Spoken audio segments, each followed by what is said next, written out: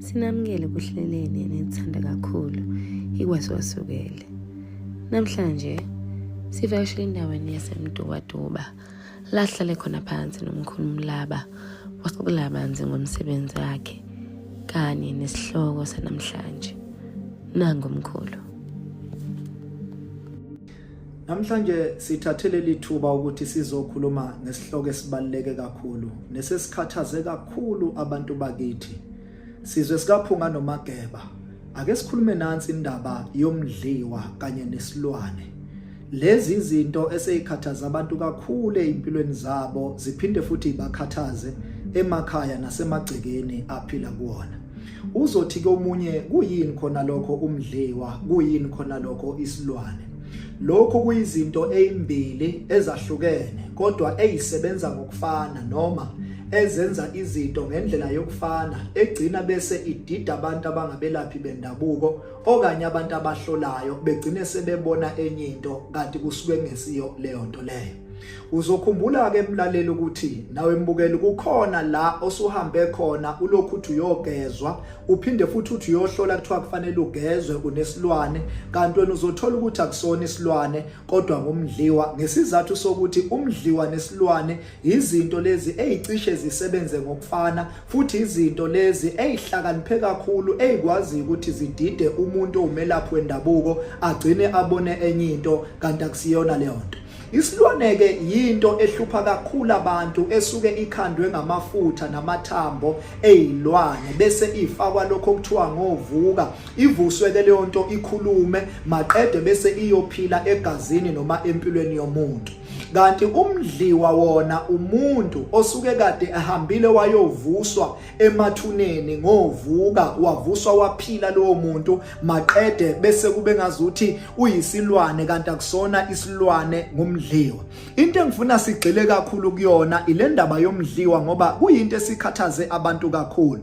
Uzokhumbula ukuthi kunabantu namhlanje asebebethela amakhaya bahamba bayolungisa izinto ezithize zomsamo kodwa uthola ukuthi izinto zomsamo kayilungi. Ayisozeke izinto zasekhaya zalunga noma zakhanya uma kunomdliwa phakathi kwekhaya. Umdliwa ke ufika udida abantu abahlolayo udida abantu bala ekhaya ingakho uthola ukuthi ekhakini sekuze kwaba nabantu abawu6 noma umndeni wonke usuphumile wahamba wayothwasa nobani mayethi uyohlola kuvele kuthiwa unabantu abadala kanti abazi ukuthi akubona abantu abadala ilo muntu okuthiwa umdliwa owavuswa ethuneni wazofakwa phakathi kwaleli khaya. Kuyenzeka ke kube umuntu womndeni ovuswayo kuyenzeka futhi kube umuntu ongesiyo womndeni behambe nje beyethuneni lo muntu ongahlobene nanaye avuswe lo muntu bese kuthiwa vuka sibanibana sikwazi nama ngikwazi athengwe ngemali lomuntu ethuneni bese kuthiwa hamba uyohlala kulela gcekelwa kwaMthiyane lapha kwaMthiyane angifuni ingane zakhona igane angifuni umuntu ozosebenza angifuni emakoti ozongena phakathi kwalela khaya. Uma kuke kwangena umdliwa phakathi kwekhaya niyaxabana uma kungena umdliwa phakathi kwekhaya niyagula anizwani imisebenzi eniyenzayo nenithinta uphakathi komsamo ayikhanyi futhi kayilungi ngenxa yokuthi kunomdliwa. Uwenza njani na umdliwa? Uma nishisa impepho ninaba kwaMthiyane seniphahla nithi bosikhangani sondelani bosohlaza sesenza ukuthi nokuthi sizobika ukuthi akusondeli bona abamandlozi noma amathongo akwaMthiyane kusuka lo muntu owavuswe ethuneni wazomiswa la ekhaya kube uyena owengamela umsamo bese vimba onke amadlozi la ekhaya kube uyena umuntu ogcine esejakaja phakathi kwaleli khaya. Ngalesikhathi nihlaba nina nenza yonke into nisuke senihlabela lo muntu nitshethi nihlabela abantu bala ekhaya kwaMthiyane.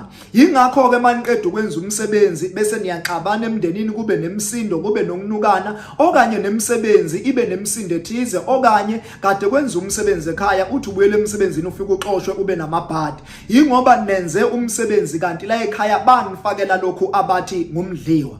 Uma niyohlola phakathi kwekhaya kuthiwa la ekhaya kunomdliwa umdliwa kunezinto eniyofike niyibone noma kunezinto inyanga eyofike iyibone. Izofika okokuqala ifika ithi hayi phakathi kwaleli khaya ngibona kunamakhehla ayajakatha afuna ilati noma afuna umsebenzi othize, kanti akuwona amakhehla, umuntu nje ovuswe ethuneni okwesinye isibongo wazobekwa phakathi kwaleli khaya. Lento ihlakaniphe ngalendlela yokuthi iyayiphenduphendula ijikajike izenze lokhu nalokhu nalokhu. Yingakho ke ingane zithi mayiphumile ziyohlola kuthiwa unabantu abadala agcina umuntu edla amagobongo. Yingakho ubona kunezinyanga ezingaka la ezweni lakithi likaMthaniya, unezinyanga eziningi ezinye uhlangana nazo edrobheni ziyadayisa 2 rand aphula 2 rand ubanana. Uma ubuka ukuthi bapha abantu abadala bangena lo muntu bashonaphi, ingoba wathwasa into engekho, wathwasa umdliwa, wathwasa into ongesiyona idlozi. Abantu ake bebheke ukuthi mabephuma beyothwasa ekhaya bathwasa into okuyiyona yini, ngoba umdliwa ufika njengomkhulu wakhe ebusuku, umdliwa ufika njengogogo wakhe ebusuku, ugcina usuhamba uyomukela. Uma uzothola umuntu ongakwazi ukuhlola nozokwazi ukubamba ukuthi lokhu kumdliwa, uzogcina wenza izinto zingalungi. Yingakho kuthiwa la ekhaya njalo manenza izinto azenzeki, nithi nenza umsebenzi kuthiwa wenziwanga, nithi nihamba neyobethela kuthiwa kubethelekanga, ingoba kunalento ebizwa ngokuthi umdliwa. Lento ihlakaniphe ngendlela eyisimangaliso. So abanye ke bayadideka begcine sebegezwa isilwane. Ingakho kunomuntu ongibukelayo njengamanje othi mina sengigeze isilwane 10 times 14 times kodwa ushintsho angiliboni. Umdliwa nesilwane akufani, nokusizakala kwakhona futhi akufani, nokukhishwa kwakhona futhi akufani. Uma umuntu ezolokhethe wena unomdliwa unesilwane ekubeni unomdliwa, uyolokhu wenza into engekho, utshala imali ezinyangeni kodwa ukusizakala ungakutholi. So ake sijuleleke le ndaba yomdliwa siyibuke, ngoba eminye imidliwa kwabethelwa ngayo emakhaya. Yingakho ngithi kunento ekuthiwa amabutho, kunento ekuthiwa izizwe. Kuyini khona lokho ekuthiwa ngamabutho? Yila uthola khona ukuthi inyanga ihambe yayolanda amathambo abantu abafela esandlwana, mhlakulwa abamnyama kubelwa nabamhlophe. Kwalanda lawo mathambo kwavuswa labo bantu bakhandwa baba ngamabutho. Yingakho ke manje uthola ukuthi la ekhaya usubethelile bese kuvuka lento okubethelwe ngayo amabutho iphenduka ibe ngamadlozi, ngoba ezinye izinto nabethela ngazo yalandwa yinini inyanga nazo ifaka egcekeni, inithi izonisiza, kanti izobethela ngamabutho, izobethela ngabantu asebafa ngenxa yokuthi ifuna ukuthi ishaye izitha nabathakathi la ekhaya. Laba abantu bagcine sebekhula bephenduka amakhehla la ekhaya, nigcine senenza imisebenzi engekho kanti nenzela imdliwa okanye nenzela amabutho. Bese kuba yilento ke ekuthiwa isilwane. Isilwane nje yinto ehlupha umuntu njengokuthi izofika la athola umuntu ngiphupha inyoka, ngiphupha ngujwa izinja, ngiphupha ilunya izinja, zilwane lezo. Kodwa ibheke le eyokuphupha usocansini nomuntu ongamazi okanye nomuntu omaziyo, lokho kukhomba ukuthi uvuselwe umdliwa. Ngaphandle kokuthi umdliwa uzongeniswa ekhala kini, uyakwazi nje ukuthi wena ndoda ngizokulanda la ethuneni, ngicela uhambe uyohlala kusilindile, usilindile ngifune ngathandani namuntu, ngifune ngasebenzi. Ingakho sine majority yabantu othola ukuthi bafundile bagqoka amajazi kodwa imisebenzi abayitholi, noma bengqonqoza noma benzani kuyathembisa kuphelele emoyeni. Kunabantu abayiphethe kahle abalotsholwa kodwa umlobolo wabo awuphethi, ulotsholwa ashiwe kanjalo, uthandwa indoda imthembisa imshiye, ingoba kwavusa umuntu ethuneni waganiselwa ngayo. So yingakho ke bengithi asisithinte lesihlobo esijule kangaka okuyisona esesikhathaza abantu, because abantu babhizi bayabethela bayenza kanti akusenzi khona. Umdliwa nesilwane baqedile abantu. Siyithemba sivashe endaweni esimtobadoba lahlale phansi khona nowesimame waxoxela abanzi ngokuthi umkhulu umlaba usemsize kanjani empilweni. Nango gogo. Sanibona njani? Ukhuluma noMadladla waNhlanyama. Ngilapha ngokusizwa umkhulu umlaba. Umkhulu umlaba wangisiza kakhulu.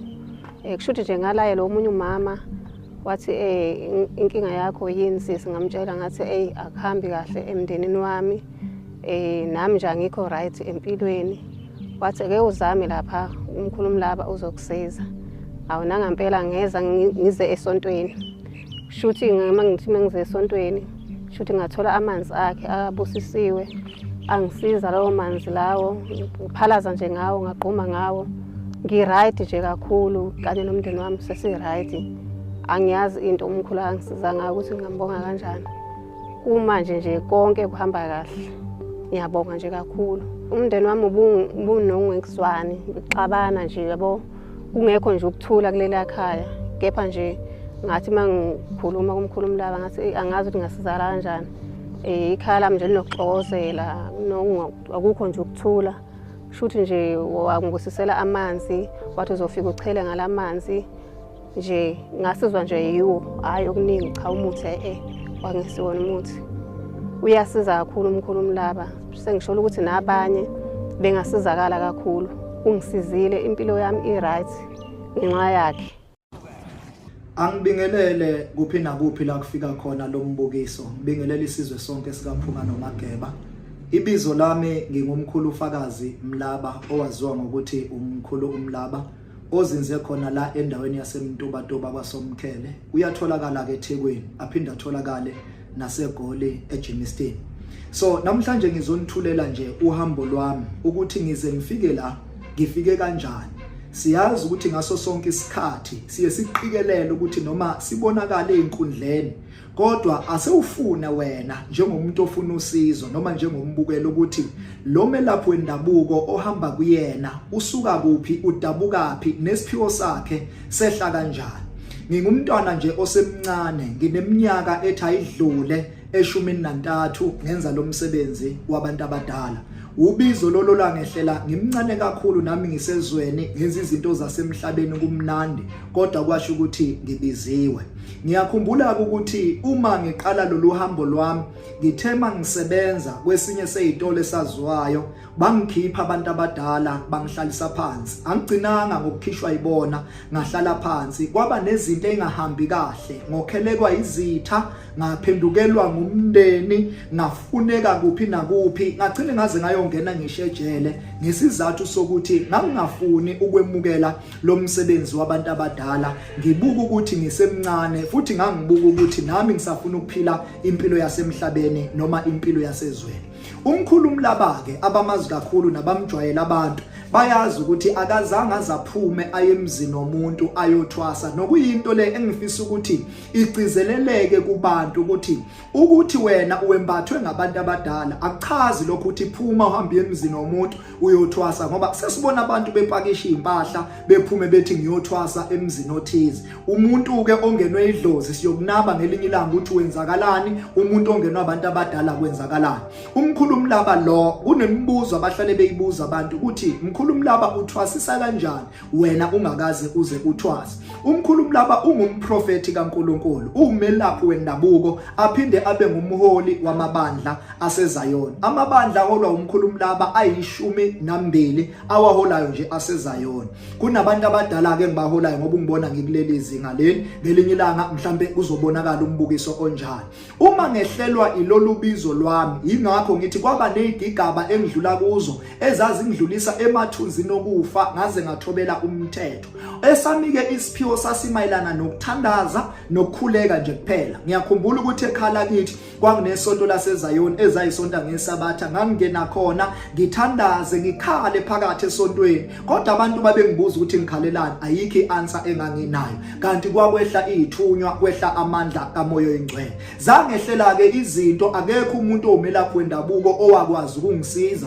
Ngaze ngathola umyalezo ebusuku ngilele ukuthi angikhuphukele entabeni ngayothandaza. Kunentaba ke bengikhuphukela kuyona endaweni yakwaMsana eMntubatoba, ngifike ngihlale phezulu ngithandaze. Bengike ngihlale u14 days ngisentabeni ngingakudla ukudla. Uzoqothola ukuthi uma sengiqeda usuku lwesihlanu ila umchamo usuku usuphenduka khona igazi. Ngihlele entabeni kudabuka abantu. Ngibuye ke entabeni, uma ngibuye entabeni ngangibuya abantu bebaleka, abanye babethi nginezifo ezithize, kanti cha ngangihleli ngizila ukudla ngikhuluma noNkulunkulu. Ila ngaqala khona ke ukwehlelwa ilamandla. Ngifike esontweni ngithi abantu abaphatha ama-CV, bephatha amapasi, bephatha amanzi, kwenzeka izinto bebonga abantu. Ehla kanjalo ke lamandla ami, ngagcina ke nami sengiboniswa izimfihlo zabantu, ngahlolela abantu, ngaprofeta abantu.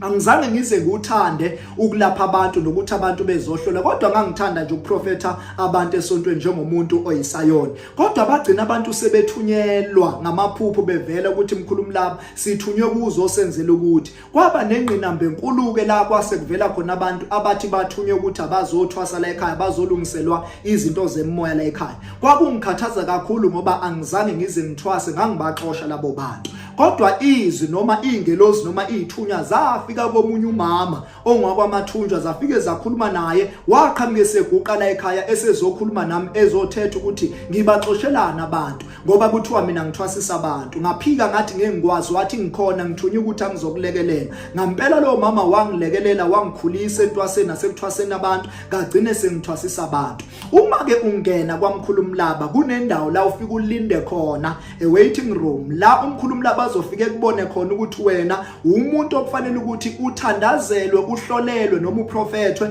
noma umuntu okufanele ukuthi angene emakhosini ingakho la kwamkhulumlaba kunegodle ezimbili la sikhona nje sisesigodlweni samanzi kelekeqe awungena umuthi ayingene enye into kungena nje amanzi uthandazelwa amanzi uhlolelwa ngamanzi nekhandlela elimhlophe uma ungene kule ndawo engikuyona kuthiwa kuseyithunyweni uma uphuma la kunendawo futhi engale ekuthiwa uguqa sithandaza lapho kunamakhambi esintu la okhona khona amakhehla lawa agcine sefuna isikhwama kimi asifune kanjani isikhwama ngahamba ngazange ngize nyosimukela yonke imithi ekhona ngale emakhosini imithi efike nabantu la ekhaya bezohlola bese bephinde bebuya bethi sithema silele ebusuku emva kokuthi sisukela ekhaya sabona uhlanganisa isihlahla esithile nesihlahla esithize kwathiwa ngenzele sona ngizophila nginamakhambi ke aphume kanjalo ngamanye amazwi isikhwama enginaso angisilandanga ngumuntu safika nabantu bethunyiwe ebusuku saze sakhandeka isikhwama ngagcine sengilapha abantu ngagcine sengihlolela abantu ngagcine sengivuka nami sengiba nabantu engibathwasisayo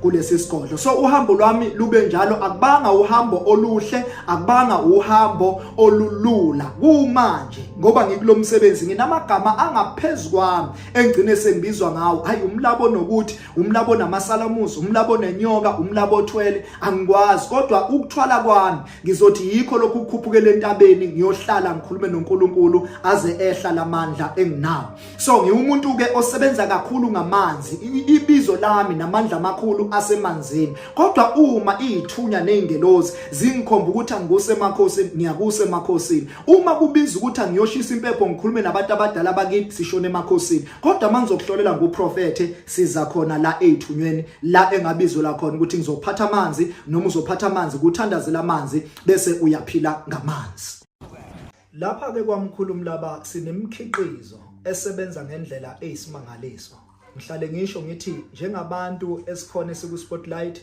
ungahamba ku social media ufike ubheke bese ubuka ama comment abantu ukuthi lo muntu ngampela izinto ayivezayo phakathi kwabantu zibasiza kangakanani abantu nansi ke imkhiqizo esinawo la kwamkhulumlaba sineswasho la ekuthiwa uvula thongo lami lesi swasho sisebenza kakhulu kumuntu onemimoya onabantu abadala umuntu onesigodlo umuntu osevalekelwe ngamaphupho kuyenzeka uthola ukuthi ufuna umsebenzi awutholi inhloso noma isizathu sokuthi umsebenzi ungawutholi ukuthi into yakho ivalwe imimoya noma ivalwe ngabantu abadala kuyenzeka futhi uthola ukuthi unenkinga ngenxa yendlela owazaleka ngayo into ezokulamulela ilesi swasho ngoba sikwazi ukuthi sona sikhulume nabantu abadala namathonga kwembathile kanye nezithunywa ehleli kuwena ziyakwazi ukuthi zigezeke ngalesi swasho ekuthiwa uvula thongo lami sineswasho la sesibili esibizwa ngokuthi umakhuculula iswasho lesesisebenza kumuntu ohlushwa izichitho bakushaye ngezichitho wena njalo la uthi uyakhuluma nabantu abantu abakuthandisisi uphila nabantu namhlanje kuba kuhle kusasa abantu bayakujikela unezichitho ezimbi unesikhumbe sibi esibuya kuwe nasi iswasho ekuthiwa umakhuculula okhuculula izichitho akahambi yedwa uhamba nensipho yakho ebizwa ngokuthi umakhuculula soap nayo ugeza ngayo lensipho uma unesikhumbe sibi noma uneyinduna noma ubona ukuthi umzimba wakho awumuhle inazi iwasho eziyofika ezikulekelele lapho asiqhubekele phambili ke ngezwasho zethu bese siba nalesi swasho lesi ekuthiwa uqeda izinhlungu ake sithi wena uneinyawo ezibhlungu nomzimba obhlungu ufuna ukuthoba kanjalo umzimba wakho noma unesifo samathambo noma kubhlunga ama cells nasi iswasho esiqeda izinhlungu uthoba ngaso uqhuma ngaso siyayiqeda izinhlungu emzimbeni wakho asiqhubekele phambili sineswasho la esibizwa ngokuthi ibhokolo. Le isebenza kulabo abantu abaganga ngabantu. Nanga umuntu usethatha umngakho awusebenzise nanti ibhokolo. Nanga umuntu umboleka imali usebelaka nemali yakho awusebenzise nali ibhokolo. Ungalisebenzisi ibhokolo kanti umuntu oyisitha nomuntu oganga ngawo ungowomndeni ngoba ibhokolo alikhethi umuntu wakini, alikhethi umngani, likhetha lishanje umuntu olwisana nawe noma umuntu obhekene nempilo yakho noma uthakatha wena okanye ovala into zakho. Ibhokolo leli liyashaya, ungalisebenzisi kanti uzophinda ube nesihe. Asiqhubekele phambili. Sina nasi iswasho ekuthiwa uhlula izitha. Nakho unezitha exaka ukwenza emsebenzini, emndenini ekhaya, uyakhona ukucela ngale egcekeni uma unezitha ezixakile. Iyasiza kakhulu lo sawoti okuthiwa ihlula izitha, noma uphinde ugqume ngawo noma ufaze nje egcekeni lonke izitha ezizohlasela wena ziyahluleka. Noma kuthiwa ufunwa ngabantu, sebenzisa lo sawoti ugqume ngawo ubone ukuthi kuzokwenzakala ini. Siphinde sibe neswasho la esibizwa ngokuthi iAK47 indoda eminyama.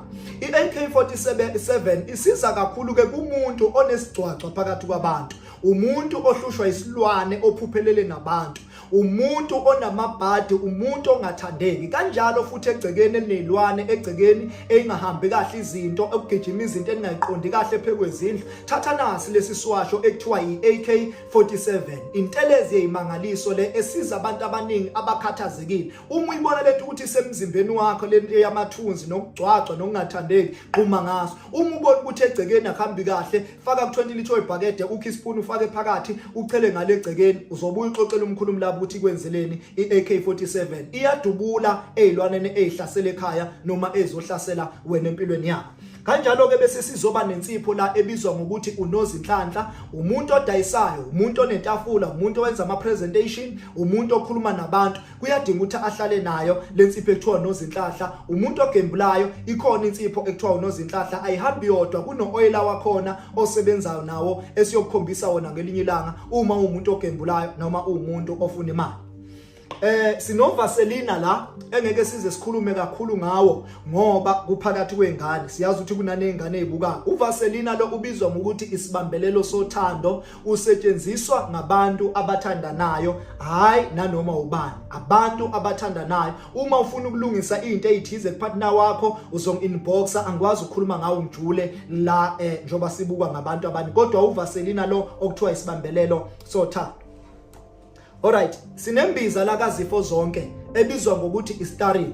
Ngabe uyahlupheka ngendaba yesinye, unesilungu, i-discharge, umhlume, nansi imbiza esebenza kakhulu. Kanjalo nawe uthola ukuthi usumdala, umzimba usavuma ukuvaleka, imithambi yablocker, nasi istarin esizokusiza. Imbiza le mangaliso isiza kakhulu kodwa nakubantu besifazane onenkinga yesibeletho, onenkinga yesinye, onesilumo esingapheli, nansi imbiza. I-discharge ishawa yiyo lembiza. Ungayisebenzisi lembiza kanti i-protection awuyisebenzisi, ikubeka emathubeni amaningi ukuthi ungathola umntwana. Kanjalo futhi izifo zonke iyabasiza abantu abasuke beseyinkingeni.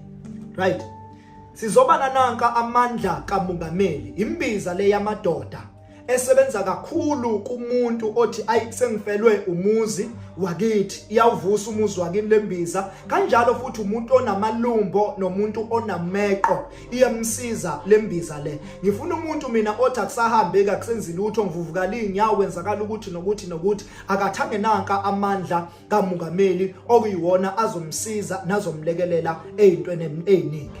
Siphinde ke sibe nembiza la ebizwa ngokuthi ungqongqoshe esebenza kakhulu kumuntu onamadliso, onezilonda ngaphakathi, okanye sekuthiwa lo muntu unecancer.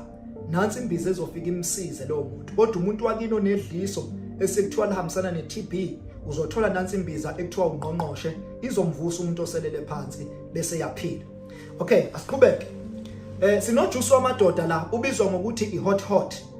Usetshenziswa nje umuntu wesilisa. Ibhaliwe la ngaphandle i-hot ukuthi take it 1 hour before action. Okusho ukuthi uyayiphuza nje bese uyahlala i-hour elilodwa bese uyahamba ke uye groundini uyodlala ibhola ngendlela ofuna ukudlala ngayo. Uzobuya usungichazela ke wena. Alright, amafutha lawa kade ngikhuluma ngawo, ngithi kunamafutha la asebenza kakhulu, abhali ukuthi imkhulumi laba ngaphandle. Uma umuntu ogembulayo, umuntu wama presentation, umuntu ofuna izikhundla, nanka amafutha asebenzayo. ufuna ikhundla ufuna ini nani nanka amafutha asebenzayo asime ngawo. Alright, ama tablets lawa amaphilisi lawa asetshenziswa akhandwe ngesintu akusiyo lawo esilungu. Uma umuntu efela umuzwa amadoda indoda uma ethi umuzwa usufile nanka ayasebenza. Alright, nami kuMakoya ngicabanga ukuthi abantu bamazi kakhulu lo u21 weyimangaliso. Lesi siwasho sibizwa ngokuthi u21 ngoba sihlanganisa amakhamba u21. Iswasho semali, iswasho sokuthandeka, iswasho sogazi. Asikho isidingo sokuthi uyofuna umuntu weintombi uma uphethe lo. Uma uyo-applya, uya kwi-interview noma uyapi, sebenzisa nangu 21. Ubhali ukuthi ugeza ngawo ngeqanda, uqhuma ngawo ngo-fresh milk ubisi. U21 weyimangaliso yena amavula kuvaliwe ke lo. Uma ungenaso lesi siwasho ekhaya ingane zakho ingasebenzi uyadlala. Thatha nanku u21 usebenzise wona. Iwona okwenza ukhanye, uwona okwenza uthandeke. Usebenzise nje bese uyathula ubona ukuthi nobe ngakukhulumisi ngeke saphinda nakukhulumise. Nanku u21 weyimangaliso okuwona amakoya ke wakhona la kwamkhulumi la. Hayi kuningi konke singakuveza kodwa njengakuveza okugcina amanzi akamkhulumi labo uzowabona akanje. Ngoba amanzi akamkhulumi laba bawadinga endaweni ezahlukahlukene. Uzobona nje ukuthi anestick esikanje nelogo yakwamkhulumi laba uzowathola amanzi nje abusisiwe abizwa igama likaNkulunkulu enza umsebenzi omningi empilweni zabantu. Cisha ke ngibambe kanjalo ke namhlanje eyama product. Umkhulumi laba ke ngiyazi ukuthi abantu bazombuza ukuthi utholakala kanjani. Uma usenkundleni zokuxhumana hamba ufike ukuthi nje mkhulumi laba ku YouTube, mkhulumi laba ku TikTok, mkhulumi laba ku Facebook kanjalo na ku Instagram uzomthola umkhulumi laba ekhona. Kanti uma ufuna ukuWhatsApp noma ukumshayela enombolweni zakhe ungamshayela enombolweni ethi 076 492 111 076 492 3 igcina ngo0. Inombolo yesibili u063 702 1026 063 702 1026. La ozothola khona umkhulumi laba uzinze endaweni yaseMtubatuba kwaSomkhele uyatholakala eGoli eJimmiston aphinda atholakale eThekwini edrobheni. Okwakho nje lokhu ushaya kulezo nombolo ubekezele uma ubona engabanjwa noma ushiya umqhafazo ku WhatsApp umkhulumi laba uzomthola lapha.